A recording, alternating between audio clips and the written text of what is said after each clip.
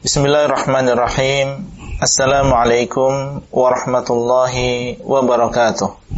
Alhamdulillah wassalatu wassalamu ala Rasulillah wa ala alihi wa ashabihi wa man walah.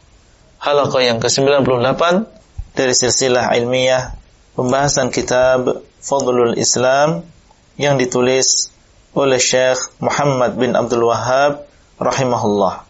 Wa an Hudzaifah radhiyallahu anhu qala kullu ibadatin, dan dari Hudzaifah semoga Allah meridai beliau mengatakan setiap ibadah la yata'abbaduha ashabu Rasulillah sallallahu alaihi wasallam, setiap ibadah yang tidak pernah melakukan ibadah tadi para sahabat Rasulullah sallallahu alaihi wasallam, fala tata'abbaduha, maka janganlah kalian beribadah dengan ibadah tersebut. Bercerminlah kepada para sahabat radhiyallahu taala anhum. Jangan kita hanya mengandalkan dalil-dalil yang umum yang bisa dibawa ke sini, ke sana, tapi kita harus kembali kepada apakah ibadah ini pernah dilakukan oleh para sahabat. Kalau memang pernah mereka lakukan, ihmadullah. Berarti boleh kita melakukan ibadah tadi karena inilah yang dipahami oleh para sahabat Nabi sallallahu alaihi wasallam. Kalau tidak, fala tata'abbaduha, kalau tidak maka jangan kalian sekali-kali melakukan ibadah tadi. Maulud Nabi misalnya, mungkin sebagian orang mendatangkan banyak dalil, la yu'minu ahadukum hatta akuna ahabba ilaihi, qul in kuntum tuhibbunallah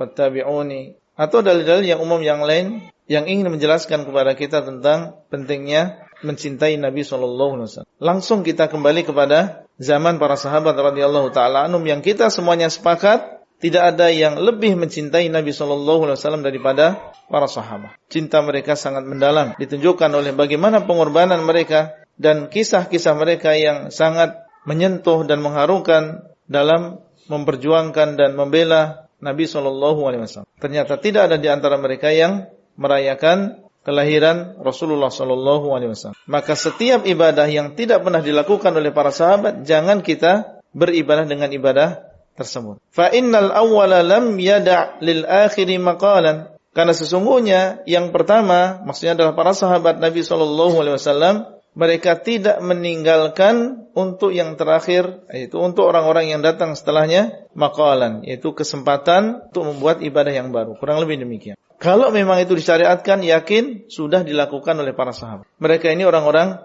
pilihan, dipilih oleh Allah untuk menimba agama ini, menyampaikan kepada orang-orang yang datang setelah mereka, dan dipilih oleh Allah untuk mengamalkan apa yang datang dari Nabi SAW. Mereka adalah orang-orang yang getol di dalam beramal. Meskipun mereka mungkin memiliki ilmu yang sedikit, tapi mereka mengamalkan yang sedikit tadi.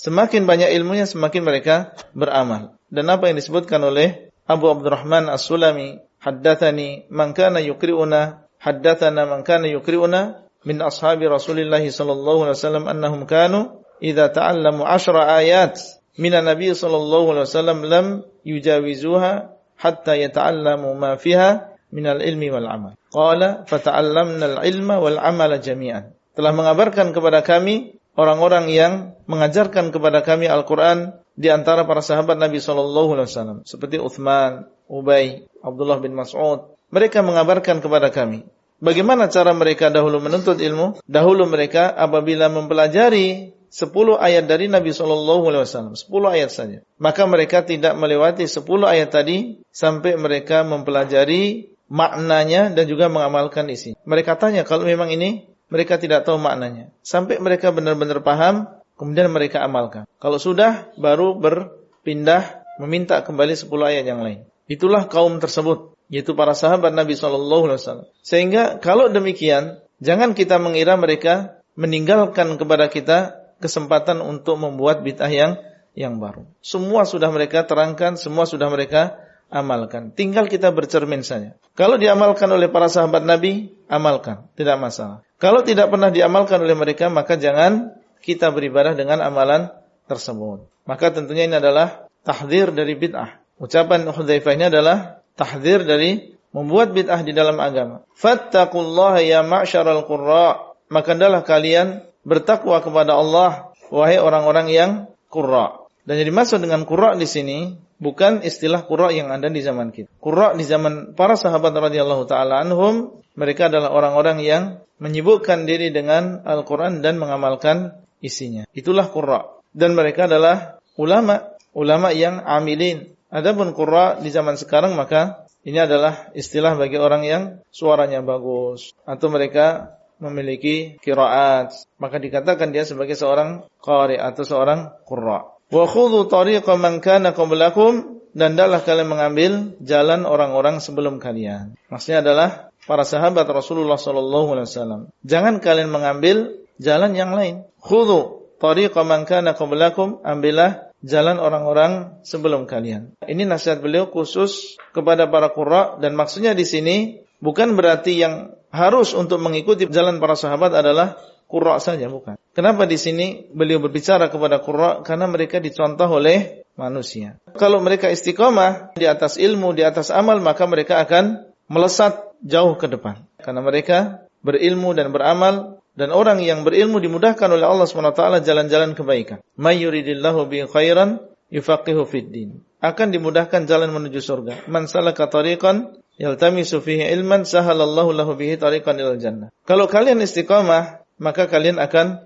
mendahului mereka dan melesat dengan jarak yang sangat jauh. Tapi kalau sampai kalian tersesat, menyimpang dari jalan yang lurus, maka sungguh kalian akan tersesat dengan kesesatan yang jauh. Makanya beliau memberikan nasihat ini kepada qurra, bukan berarti ini khusus bagi mereka, tapi kedudukan mereka yang dicontoh dan diteladani oleh manusia. Kalau sampai mereka menyimpang, ini di belakang mereka banyak orang yang meniru mereka. Makanya mereka ikut menyimpang. Dan man sanna fil islami sunnatan sayyi'ah falahu wizruha wa wizru man amila biha la yanqusu dzalika min auzarihim syai'an. Ya. Beliau mengatakan di sini rawahu Abu Dawud, diriwayatkan athar ini oleh Abu Dawud. Tapi kalau kita kembali ke kitab Sunan Abi Dawud, kita tidak menemukan yang demikian. Allahu alam, kita sudah berusaha untuk mencari, tidak kita dapatkan. Apakah itu adalah sahwun dari muallif dan juga yang lain, atau memang di sana ada nuskhah Sunan Abi Dawud yang di situ ada penyebutan athar ini, tapi maknanya sahih, benar, tidak bertentangan dengan pondasi di dalam agama kita. Itulah yang bisa kita sampaikan pada halaqah kali ini. Semoga bermanfaat dan sampai bertemu kembali pada halaqah selanjutnya. Wassalamualaikum warahmatullahi wabarakatuh. Abdullah Rai di kota Jember. Materi audio ini disampaikan di dalam grup WA Halaqah Silsilah Ilmiah HSI Abdullah Rai.